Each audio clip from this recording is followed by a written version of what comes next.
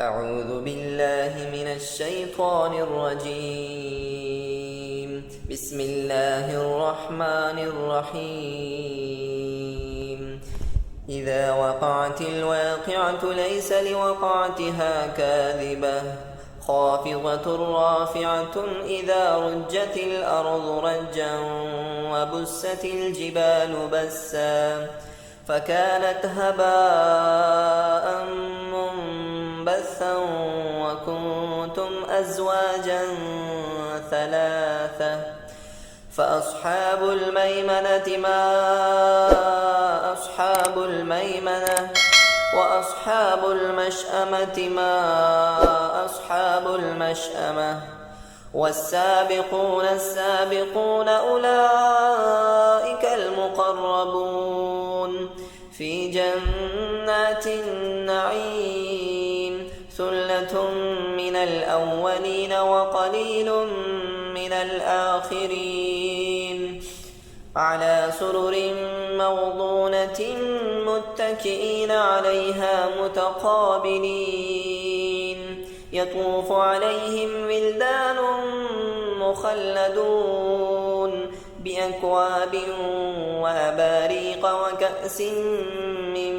معين لا يصدعون عنها ولا ينزفون وفاكهة مما يتخيرون ولحم طير مما يشتهون وحور عين كأمثال اللؤلؤ المكنون جزاء بما كانوا يعملون لا يسمعون فيها لغوا ولا تأثيما إلا قيلا سلاما سلاما وأصحاب اليمين ما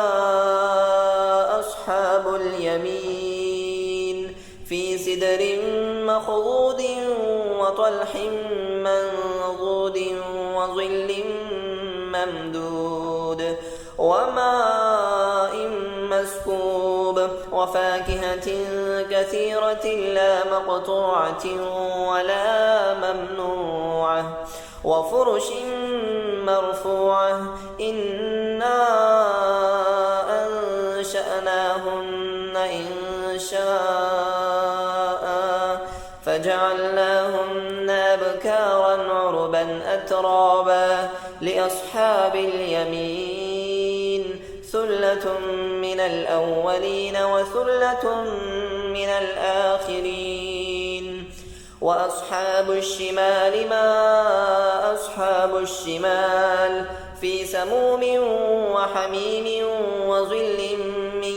يحموم لا بارد ولا كريم إنهم كانوا قبل ذلك مترفين وكانوا يصرون على الحنث العظيم وكانوا يقولون أئذا متنا وكنا ترابا وعظاما أئنا لمبعوثون أوآباؤنا الأولون قل إن الأولين والآخرين لمجموعون إلى ميقات يوم معلوم ثم إنكم أيها الضالون المكذبون لآكلون من شجر من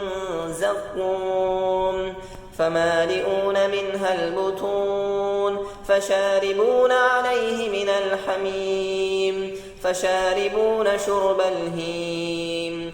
هذا نزلهم يوم الدين نحن خلقناكم فلولا تصدقون أفرأيتم ما تمنون أأنتم تخلقونه أم نحن الخالقون نحن قدرنا بينكم الموت وما نحن بمسبوقين على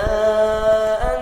نبدل أمثالكم وننشئكم فيما لا تعلمون ولقد علمتم النشأة الأولى فلولا تذكرون أفرأيتم ما تحرثون أأنتم تزرعونه أم نحن الزارعون لو نشاء لجعلناه حطاما فظلتم تفكهون إنا لمغرمون بل نحن محرومون أفرأيتم الماء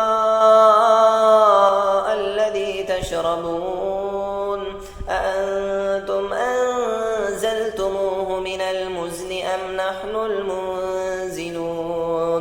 لو نشاء جعلناه أجاجا فلولا تشكرون أفرأيتم النار التي تورون أأنتم أنشأتم شجرتها أم نحن المنشئون نحن جعلناها تذكرة ومتاعا للمقبين فسبح باسم ربك العظيم فلا أقسم بمواقع النجوم وإنه لقسم لو تعلمون عظيم إنه لقرآن كريم في كتاب مكنون لا يمسه إلا المطهرون تنزيل من رب العالمين أفبهذا الحديث أنتم مدهنون وتجعلون رزقكم أنكم تكذبون فلولا إذا بلغت الحلقوم وأنتم حينئذ تنظرون ونحن أقرب إليه منكم ولكن لا تبصرون فلولا إن كنتم غير مدينين ترجعونها إن كنتم صادقين فأما إن كان من المقربين فروح وريحان وجنة نعيم وأما إن كان من أصحاب اليمين فسلام لك من أصحاب اليمين وأما إن كان من المكذبين الضالين فنزل من حميم وتصلية جحيم إن هذا لهو حق اليقين فسبح باسم ربك العظيم صدق الله العظيم.